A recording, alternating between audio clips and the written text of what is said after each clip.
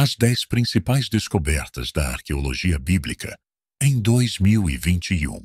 Evidências do talento de Herodes para a jardinagem, de métodos romanos de crucificação e de bananas filisteias contribuem para nossa compreensão do mundo da Bíblia.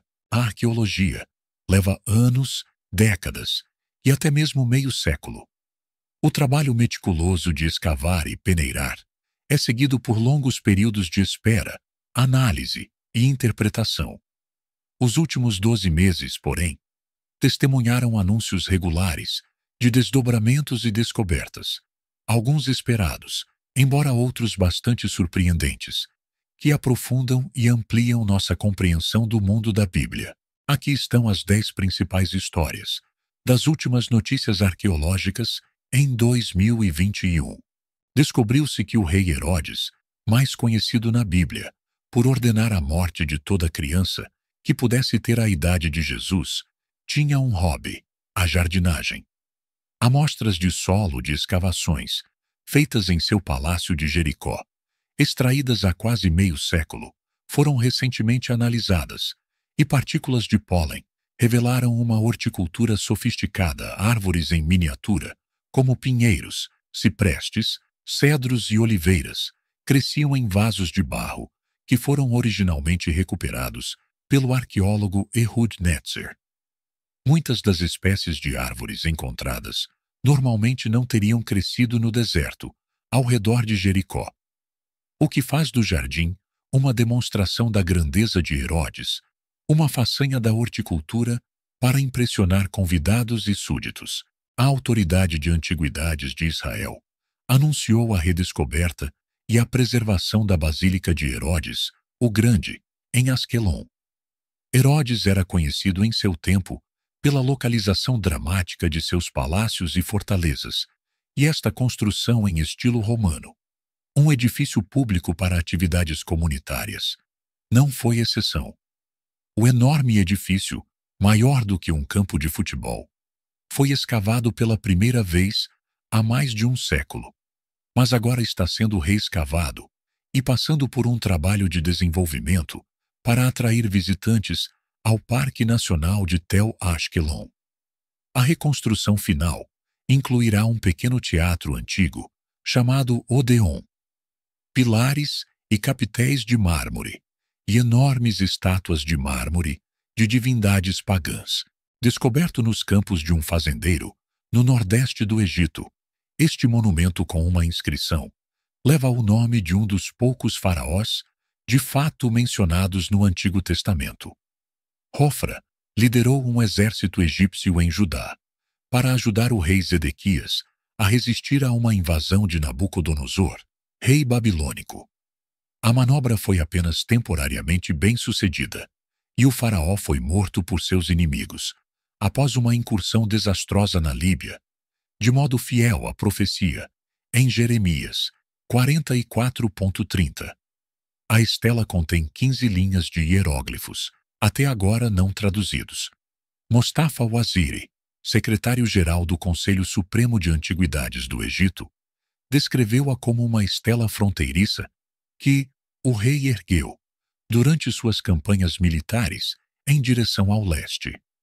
Isso levanta a intrigante possibilidade de que possa ser uma descrição da campanha de Hofra para apoiar Zedequias. Arqueólogos anunciaram a descoberta de uma cidade, até então desconhecida, na margem oeste do Nilo, perto de Luxor. Acredita-se que seja uma das maiores cidades egípcias já desenterradas, data do reinado do faraó Amenhotep III. Este faraó foi avô de Tutancâmon, mas, talvez mais importante, foi neto de Amenhotep II, considerado por muitos estudiosos evangélicos o faraó do Êxodo. A cidade parece ter sido subitamente abandonada. Os habitantes podem ter sido expulsos de suas casas, quando Amenhotep IV, mais conhecido como Akhenaton, reuniu trabalhadores para construir uma capital completamente nova no centro do Egito.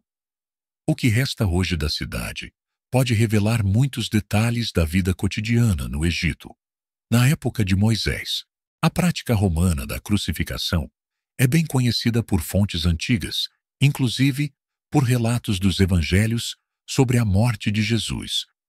Até agora, a única evidência arqueológica de crucificações havia sido encontrada em uma caverna, em Israel, no ano de 1986. No início de dezembro de 2021, foi anunciado que um esqueleto havia sido encontrado em uma escavação de um túmulo, em Fenstanton, Cambridgeshire, na Inglaterra. Os restos tinham um prego cravado na parte de trás do pé direito. O enterro data de cerca de 400 d.C., durante a ocupação romana da Inglaterra. A Autoridade de Antiguidades de Israel anunciou os resultados de um projeto de escavação de 4 anos, em cavernas de difícil acesso, com vista para o Mar Morto. Entre os achados estão pontas de flechas, moedas, pentes, os restos mumificados de uma jovem e dezenas de fragmentos de textos bíblicos. Os fragmentos de um rolo, que contém passagens de Zacarias e Naum, não têm relação com os textos produzidos pela comunidade de Qumran, conhecidos como manuscritos do Mar Morto. Eles, no entanto, lançam luz sobre o extenso trabalho de tradução e transcrição das Escrituras. Para os arqueólogos, a descoberta mais surpreendente foi um cesto de 10.500 anos. O cesto, encontrado inteiro e com a tampa intacta, data do período neolítico pré-cerâmico, o que faz dele o cesto mais antigo que existe. É uma reminiscência dos cestos da Bíblia, como aquele em que Moisés foi colocado quando bebê, no Êxodo, os que carregavam as sobras, quando Cristo alimentou as multidões nos Evangelhos, e o cesto que ajudou o apóstolo Paulo a escapar da perseguição, quando foi baixado por sobre a muralha de Damasco. A moderna cidade de Yavne, localizada entre Tel Aviv e Ashdod, foi um local prolífico para descobertas arqueológicas em 2021. A cidade está crescendo rapidamente e, à medida que uma grande extensão de terra é preparada para a construção de novas moradias, os arqueólogos estão descobrindo artefatos incríveis. Cerca de 1.500 anos atrás, Yavne foi um centro industrial para a produção de vinho, que produzia cerca de 1.892.500 litros de vinho por ano. Arqueólogos descobriram 5 enormes áreas de produção, com lagares, cada uma medindo mais da metade do tamanho de uma quadra de basquete, juntamente com 4 enormes armazéns e fornos para queima de jarros para armazenamento de vinho. Eles também encontraram lagares mais antigos, do período persa, datados de cerca de 300 a.C. Nas décadas posteriores à destruição do templo judaico em Jerusalém, Yavne tornou-se um centro espiritual, o lar de muitos rabinos e do Sinédrio. Um edifício identificado com pertencente a esse período foi escavado, e um belo mosaico de 1.600 anos atrás está sendo restaurado. Talvez a descoberta mais rara de Yavne tenha sido um ovo de galinha, intacto, de 1.000 anos atrás, encontrado nos restos de uma latrina.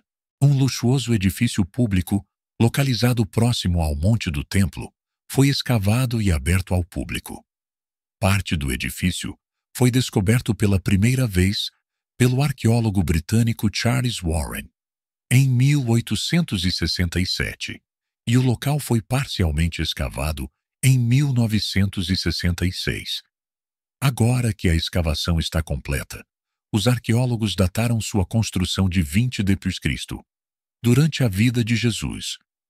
O edifício continha 2 câmaras idênticas, separadas por uma elaborada fonte. A natureza luxuosa da instalação e sua adjacência ao Monte do Templo indicam que, provavelmente, foi usado pelos membros da elite da comunidade judaica do primeiro século, pelas famílias dos sumos sacerdotes e outras figuras religiosas importantes. Arqueólogos dizem que foi danificado por um terremoto em 33 d.C., depois reconstruído e reconfigurado em 3 salões abobadados. A data da destruição sugere possível evidência do terremoto registrado nos relatos dos evangelhos durante a crucificação de Jesus. Jerubbaal é o apelido dado a Gideão em Juízes 6:31 a 32, depois que este destruiu um altar de Baal, deus pagão. Significa que Baal dispute com ele.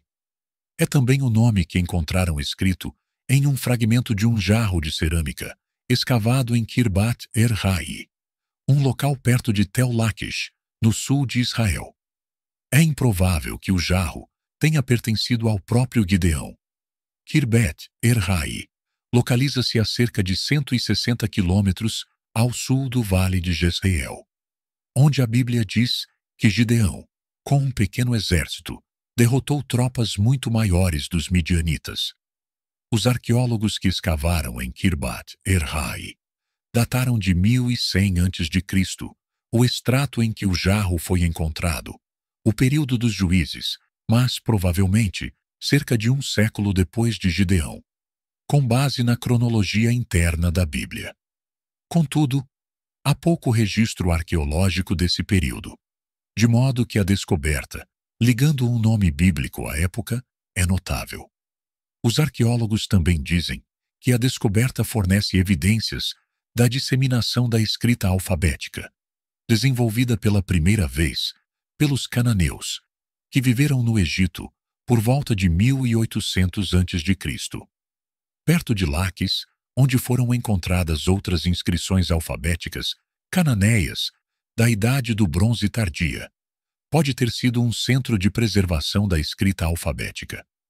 A descoberta de uma inscrição alfabética em Laquis, datada do século XV a.C., também foi anunciada em 2021. O nível de alfabetização no Antigo Testamento ainda é uma questão debatida entre os estudiosos. Curiosamente, a história de Gideão faz referências a um jovem que escreveu os nomes dos 77 anciãos de Sucote, Juízes 8:14. Uma segunda sinagoga em Magdala. A Universidade de Haifa anunciou a descoberta de outra sinagoga, do primeiro século em Magdala, no final de dezembro de 2021, localizada na costa noroeste do Mar da Galileia. A primeira sinagoga de Magdala, descoberta há 12 anos, era notável porque estava em uso antes da destruição de Jerusalém, quando o culto ainda estava centrado no templo. Agora há duas sinagogas. Apenas umas poucas sinagogas do primeiro século foram escavadas em Israel. Dentre elas, estas duas são, mais provavelmente, as que Jesus visitou durante seu ministério, Mateus 4:23, por causa de sua localização próxima à estrada Nazaré-Cafarnaum e de sua associação com a cidade natal de Maria Madalena. Esta segunda sinagoga, localizada a menos de 200 metros da primeira, foi descoberta durante a preparação de um projeto de alargamento da estrada. Ela está agora mudando nossa compreensão da vida judaica neste período, de acordo com a Autoridade de Antiguidades de Israel. Muitos estudiosos pensavam que as sinagogas floresceram e assumiram uma função mais religiosa, somente após a destruição do Templo de Jerusalém. Essa nova evidência parece indicar que as sinagogas, que eram mais como centros comunitários em seus primeiros dias, incluíam mais atividades religiosas. Sabemos que o rei Salomão alimentava seus convidados com carne bovina, cordeiro, cervo e aves, além de pão, bolos, tâmaras e outras iguarias. Mas, banana? A quantidade de água necessária para cultivar bananas as torna uma fruta improvável no antigo Israel. No entanto, um novo estudo, publicado no Proceedings of the National Academy of Sciences, relatou que restos inesperados desse alimento foram raspados dos dentes de cananeus e filisteus, que morreram no final do segundo milênio a.C., o período do reinado de Salomão. E dentes não mentem, eles comiam bananas.